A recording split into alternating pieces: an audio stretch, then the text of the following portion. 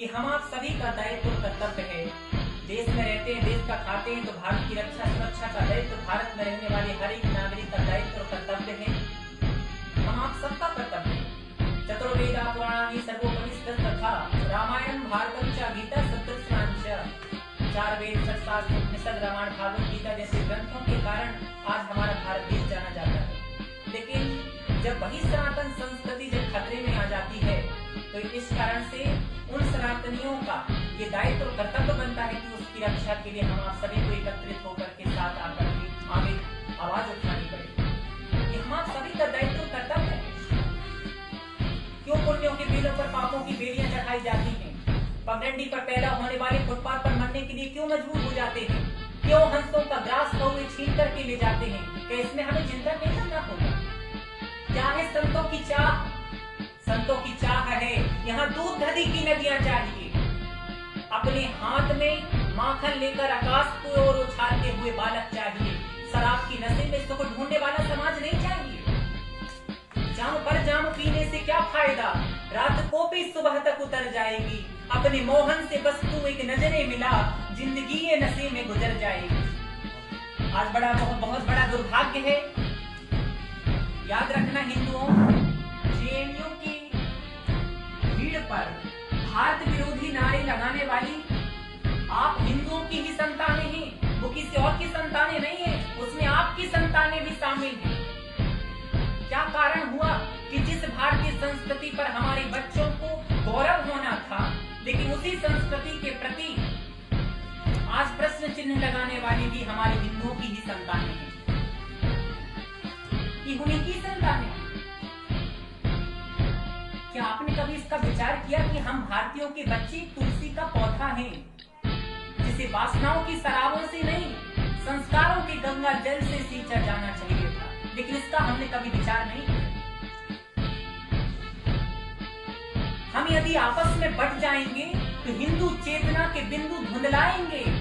राम सबरी के बेर कैसे खाएंगे और सीता मां को वाल्मीकि कैसे निभाएंगे? हरिजन सवर्ण बिछड़ों के ये नाते, इन्हें तोड़ने की जो साजिश रचाते, उन्हें हम धूल में मिला के रहेंगे और हम हिंदू राष्ट्र बना के रहेंगे। जय श्री राम, जय श्री राम। हिंदू चेतना के अभियान के लिए, संस्कृति के पावन उत्थान के लिए, हिंदी हिंदी हिंद हिंदुस्तान के लिए, धर्म के अनूठे अनुष्ठान के लिए सारे अवरोधों को हटा के रहेंगे और हम हिंदू राष्ट्र बना के रहेंगे। राम दीनों दलितों के भगवान हैं। इसके एक नहीं, इसके लाखों प्रमाण हैं। राम धोबियों के, केवटों के, सबरियों के प्राण हैं। ऐसा जो राम भक्त सच्च भक्त नहीं है, कोई और है वो हिंदू रक्त नहीं है।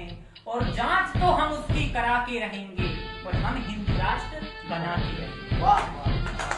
जय श्री राम, जय श्री राम। भारत का कुछ नहीं बिगड़ा दुश्मन की तलवारों ने।